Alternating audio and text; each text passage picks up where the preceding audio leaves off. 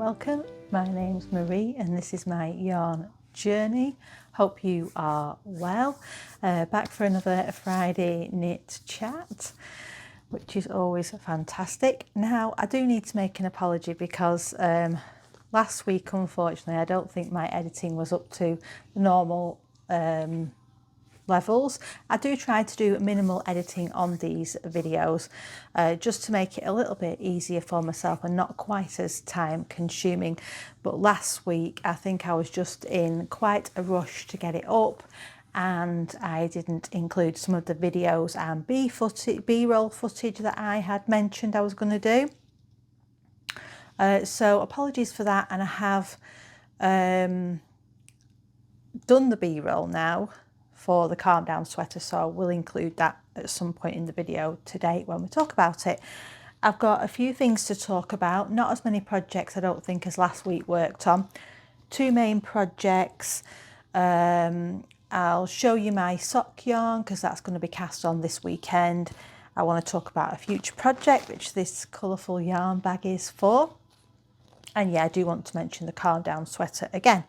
Now, the first thing that I'm going to mention, and I'm going to put a before photo in for the Mudo sweater, which is what I'm wearing at the moment. In the before sweater, you'll see, and I'll just move my hair out of the way, where the neckline was. Last Sunday, I decided, I put this sweater on, and you'll see the picture of me when I put it on. And I decided that I was finally going to bite the bullet and change the neckline because I wasn't happy with it. So it took me a few attempts, and I'll put in a few of those photos of the work, you know, as I was working on it. I ripped it all the way back to this first panel of colour work. What I was finding before is that it was riding up onto my neck and it was felt like it was choking me. And I ripped it back once, knit it with short rows, and it did have short rows before, but there obviously wasn't enough for me, and the neckline was a little bit too tight and high. Now, because I'd ripped it back to this first line of colour work, there was either one, I can't remember if it was one or two, and it might have been two actually, rows of increases, because it was worked top down, and obviously then when I've ripped it back, I'm working back this way. So I had a lot more, I think I had double the number of stitches on from what the cast on rate is. Now, I wasn't sure how that would work out, whether it would, because I've never done, I don't think I've done this sort of thing before. Well, I wasn't sure how it would affect the neckline, how it would lie, but I did think that possibly having the more stitches would mean it wouldn't cinch in as much. So I, like I say, knit it with short rows, then I knit my collar and then did the standard bind off, and I just did that, I think, all in one needle size. And when I put it on, it was quite comic really, because the neckline was very, very wide and it was stood up. So obviously I knew I'd done something wrong, and it was obviously something to do with the increases, which now need to add some decrease in. So I ripped back the ribbing. Luckily, what I did when I did do the modifications is I just didn't bind fully off. I left the last two stitches on a oh, 1 second, the dog needs to go out. So yeah, as I was saying, I didn't fully bind off. I bound off most of the way around, just left two stitches live on a light bulb stitch marker, and then I tried it on. Instantly knew that even with a block it wasn't going to be fixed. It looked absolutely ridiculous. So then I ripped back again. Obviously that was quite a bit easier the second time round, and I ripped back all the ribbing, did a rapid decrease round, and then I did the ribbing again, but did the ribbing on a smaller needle size, which, as you can see, pretty successful. But I think you can see in this video, and I can feel it, so I'm sure you can, this is still not 100% right. And I'm very tempted now at some point this weekend to go back again and take it back to the point where I was doing the short rows, because although I love this neckline now, it's lovely and open. I'll just shimmy around because you might be able to see better if I sit like this. It's still falling backwards on me quite a lot, and it's pulling up on my neck here. Now if I pull it down on me and it stays there, it's absolutely perfect, comfortable to wear. I love the fit of it, and I absolutely adore this yak yarn by Ula and Leah. It's wonderful, but it doesn't, it rides up and up and up, and then it feels like it's throttling me and it's pulling down at the back. So I'm presuming, I might not be right, that I need some more short rows. For anyone out there who's watching my video and is more experienced than me,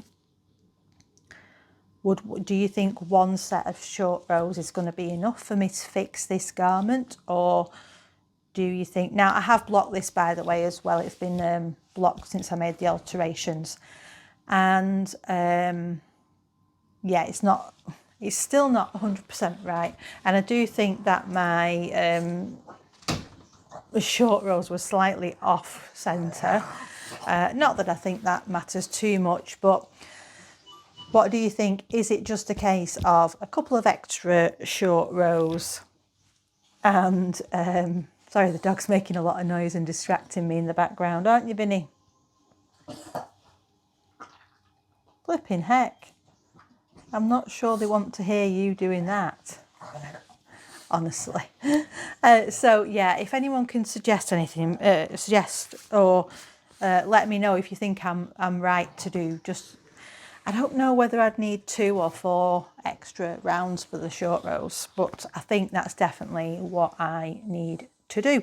And yes, it might be a pain to go back in the 3rd time and try and tweak it, but if I get this right, I've got a lovely sweater here in a lovely warm yarn that I'll want to wear all the time, rather than hardly ever wearing it, just being sat in my wardrobe. So yeah, I was pretty pleased once I got to this stage, but obviously now I've worn it, I'm aware that it's pulling up on me, and I keep wanting to just do this all the time and just pull it down, because when I do that it feels great. Okay, so as I'm already talking about garment alterations, I will just show my calm down again. I did talk about this last week, but I forgot to put the B-roll in, so I'll do the B-roll now for you. I promise I have just taken it, and I will put it in the video. And this is my beautiful Calm Down sweater by Lily Kate France, and this is done in 100% cashmere by Ula and Leah. As you know, if you've watched the channel before, I absolutely love their yarns. This sweater is lovely, but it's got a bad tenting at the front. It rides up and then tents out at the front, and it really puts me off wearing it. It's not quite hit the mark like my Paul sweater had, and it's a shame really, because it's a V-neck, and I thought it would be a version of that I would love. I do actually want to go and have a look at, on a side tangent, her Muck and Knit's other patterns, because I've now done the sweater and the mittens, which I mentioned in last week's video if you've not seen it, and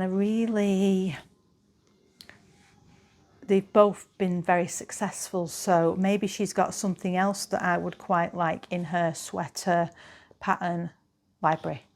But yeah, with the Calm Down sweater, that's the one that I do want to adjust. You'll probably see in the B-roll that, as I was mentioning last week, the armhole depth is quite deep, and I can't remember exactly, but I don't know if I've got space there to add bust darts, and if that is going to be the right solution. So again, I'm calling out to all you experienced knitters who watch the podcast or the channel. and I'm hoping that someone can give me some sort of suggestion of how I can fix that sweater. I'm happy to pull the body back to the armhole and do whatever needs doing.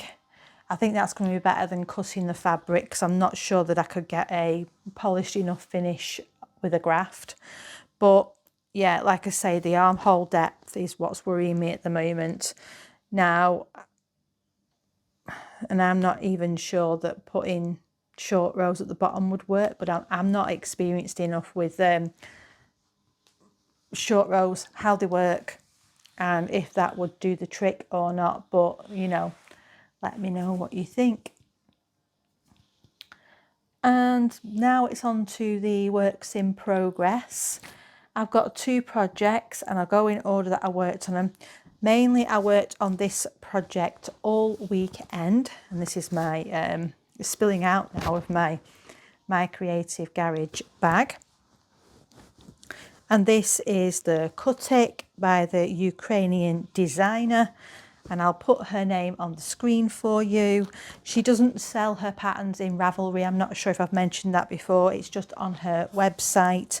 She is a very detail-oriented designer, and I thoroughly enjoyed working through this pattern up until the point that I was joining under the arms and doing the body. And I was working on this last weekend. I've done some more on the, oops, my yarn's just fallen off under the camera. And I have worked a bit on the body, as you can see. I'll just try and show you how much I've got under there. So I've got quite a good distance, and I have been trying it on lots to check. It's still not the length I want in the body yet. It is quite long in the actual pattern. It's not a cropped garment at all. And I will try it on with a few different trousers just to see what sort of length I'd like on this one. Now, I'd done the neckline, I think, last time when I showed you. And I'm pretty pleased with that. Although I'm not sure if I could have done with doing an extra row for the depth. And my chain that I've got there doesn't quite 100% on all of the neckline sit on top. It's slightly leaning forward. That might be something that can be fixed on blocking, but I think it still looks really nice and polished. Now I've done the full first sleeve, and I have been working on the second sleeve. And again, same as the neckline, I think I told you last week that she does do a crochet join. Now, I couldn't get the crochet join to line up correctly or work very neatly with the chain on the front. My crochet, I've not done much crochet, and my tension is quite bad. So I decided again with the welt for the sleeve to actually just sew it down, and that's what I've done. And I've done the chain sits a lot better on here. It's, you know, pretty much still, again, it's leaning slightly out, and that might be something to do with how I've sewn it down, but I think that this will be lovely once blocked. Now, this Ula and Leah yarn, which is what I'm using, which is 85% sheep wool and 15% cashmere in periwinkle, it's will soften up quite a lot on blocking, because it is it always has quite a bit of spinning oils on. But I don't think this is superwash, so I don't think that this will grow as much as my other garments have on blocking. So I've just taken that into consideration with the sleeve length. Yeah, I'm just working on this second sleeve now, and I am working on my decreases now. I'm feeling like I'm getting close to the finish line here, and because I've been doing bits of the body in between before I picked up the second sleeve, I don't think I'll have too much knitting to do. problem was this: I had done so much over the weekend and was trying my best to get this sleeve done that this finger, the knuckle here, was actually hurting from the way I was holding this when knitting in the round on this small circumference. And I think this is a 9-inch circular. So I decided the best thing to do was put this away, have a bit of a rest.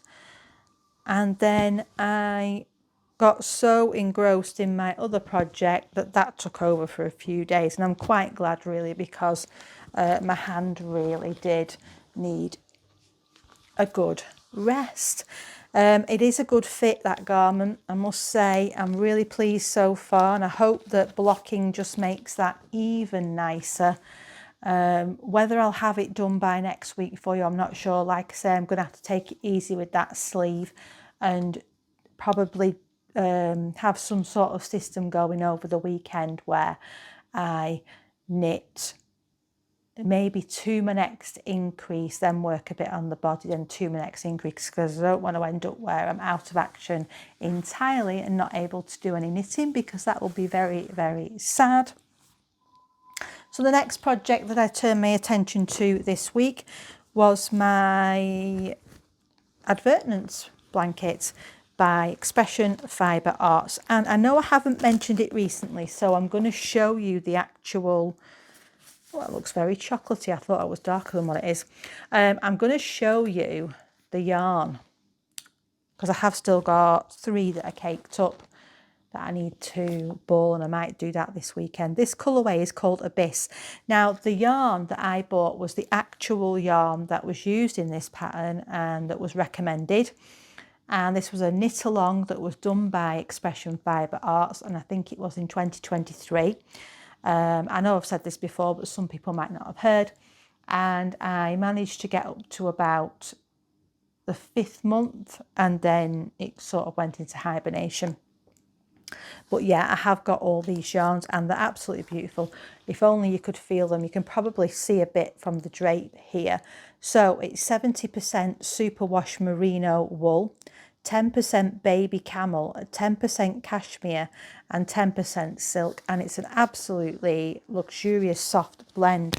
I am going to end up with some over, so I've no idea what I'm going to use them for, but I'm thinking on some of them there might even be half left. I don't know. I'd have to weigh what I've got in there. Some I've used more than others. Some pattern sections are quite a bit longer. Anyways, I'll show you the 3 colours that I've got. 1 colour left here. So we're getting into some nice purples now.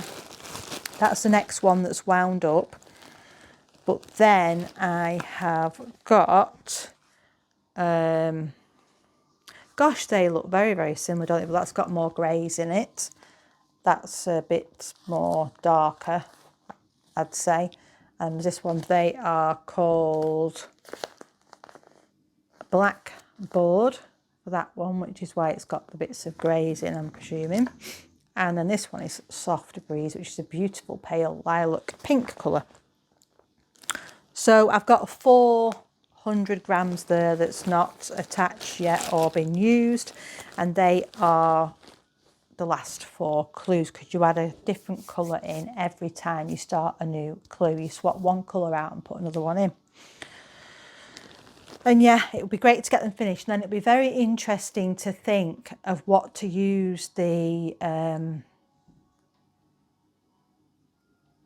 leftovers for, because some of them, the colours that are in this, and you didn't know what colours you were getting because it was all mystery knit, so I had no idea. Some of those colours would probably not be colours that I would like in a garment, although that'd be a fantastic combination to have in a garment because it's really, really soft. It would be beautiful against your skin. I'll have to have a bit of a think about it, and it will all depend on the weights I've got left. But I will show you this now. Hopefully you can see. I'm quite pleased with how this section is looking now that I've got a bit further past it. I do tend to find, and these colours don't seem as high contrast to me, but I find that the section I'm knitting on while I'm actually knitting on it, I find it very hard to see the pattern or to see how it looks. See, this section I can clearly see now, and I'm pleased. It looks really, really good. But at first I was a bit like it's a bit meh with the grey browny colour. And hopefully that'll happen with this section as well. I've tried my best not really to look too closely at the pictures.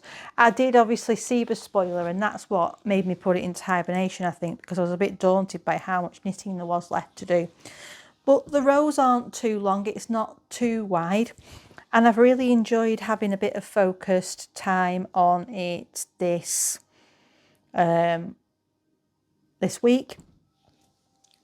The section that I'm doing at the moment, it has got a pattern repeat of 22 rows, and then you reverse the colours for the second 22 rows, and then I think you go back and do the 22 again in the original colourway. So and that's kind of what you did in this section here, and most of the sections I think are similar to that. So I'm hoping that I might get a chance to do a bit more work on this weekend, because I have actually now started, and I'm about halfway through, I think, the second lot of repeats. So I'm about halfway through the section I'm doing, is what I'm trying to say. So that means that when I get to the end of the next section, I can add in my next colour, which will be that lovely lilac-y purple colour. And so then I would only have four clues left to do. Still seems like quite a lot of knitting to do, quite daunting, but once I start knitting it, I do quite enjoy it. And although I have to really concentrate on the first row as I'm doing it, like I've said before, when you're doing the second row you don't really have to, and that's quite good. So last couple of things to talk about. They're the two projects I've worked on this week, along with the alterations on this top, which I did last weekend. And this weekend I am hoping to cast on my socks for the Yarn and Glitter and Cozy Crab Funky February sock cal. And I am hoping to cast, well, I'm not hoping, I am casting on this weekend a pair of Christmas socks. And this is using minis that I got in a Christmas Eve box, not this last Christmas Eve, the one before, from Yarn Tree, U-Tree Yarncraft. And this is the colour that I'm going to be using as my main colour. And then I have all these minis that I'm going to be using as my contrast colours for the stripes. And it's the colour palette socks, and I can't remember the designer's name, but I will pop that picture up on the screen so that you can see what I'm going to do. The cal starts on the 1st of February, and there is some wonderful prizes. So if you enjoy knitting socks and you've got something funky you'd like to cast on for February, why not join in? It's hosted on Instagram, and you post your pictures with the hashtag, and then you can be entered into the prizes. And I did win a skein of yarn last time, which was fantastic. Now, my next future plan, and this won't be probably until March, because throughout February what I really want to do is get some things finishing off the needles, and this bag of multicoloured yarns and scraps is my incentive. So if I can hang on until March, this is going to be my treat. I'm hoping you can see how many different colours I've gone for, mainly blues, purples, pinks, a few hints of orange. And this is to make a sea glass tea. and by, I think that's Wool and Pine. And yeah, I really am itching. I do like using up scraps in garments or minis, or, you know, I enjoy garment knitting. T-shirts and sweaters are my favourite. I love doing summer knits, and which I never thought I would, but I do. And yes, this is my bag of beautifully coloured yarns that I'm going to mix all together, hopefully to make a wearable, beautiful sea glass tee. And I've bought the pattern, and I am hoping that having this bag sat there ready with the yarns in will inspire me to work through my whips and get some stuff off the needles. I've still not got to the point where I've just got all my whips in my basket here, which is my ongoing challenge to myself. And I would love to get that done. I've other future plans. I still want to get the eclipse top done with the yarns that I've put to the side for my beginner knitters series. I'm hoping to start that throughout February, but whether I'll get time to get that finished, I'm not sure. But hopefully I'll begin recording that. And then I want to possibly do a skyline tee by Tori Yu. And I have some cotton yarn in stash on a cone from Woolly Knits, and I'm thinking that that would be a good use of that cone of yarn. I like the neckline on the skyline tee. It is a round neck, but it falls more open at the front, so I'm hoping that that will be a good neckline for me. I saw Nitty Natty wearing it this week in her podcast, and I really do think that will be another good choice for me. I'm trying to pick patterns carefully. The other option is, as well, I was thinking to myself, is I could make a summer tee version of this pattern because the fit is good, but I think I would probably go with ribbed finishings. I quite like on this tee, when you join the body in the round where the sleeves hit, and I think if I did that just with a little bit of ribbing on, I do think double folded is a bit more bulky and heavy, and in a summer garment it will be better to be a bit more light and floaty, which you can do with ribbing.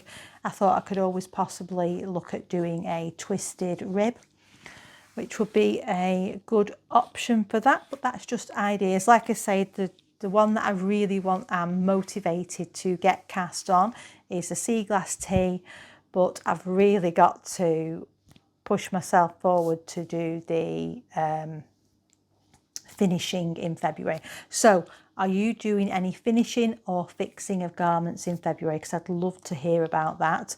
And back again to this one, because I am trying to improve my knits, go back, fix them if needed.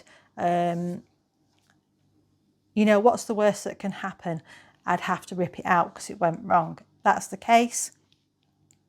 I have beautiful yarn there that I can use again in another garment that hopefully will fit me better. But yeah, I think I definitely want to go back and fix this one again. Third time lucky, hey. But I'm just learning. It's the first time, or one of the first few times, that I'm trying to go back and fix things. I don't want to leave things languishing in my wardrobe. And I suppose as I'm knitting more and more garments, there's only so many garments I need. There's only so many space in my wardrobe, and I want all the garments to fit me as good as I can get them. And I feel like my skills have improved over the last few years, and I feel more confident now to go back and fix, or try to learn how to fix my garments, and also to learn what works best for me in garments. Anyways, I think that's everything for this week. I hope you have enjoyed the video. Hope you've had a bit of crafting and chill time. And yeah, I will see you in the next one. Let me know in the comments what you're knitting on at the moment, because I'd love to hear what, if you're changing tracks now, or if you're still deep in the throes of your winter sweater knitting. And I like to get inspiration from what you're doing too. Thanks for watching. Bye.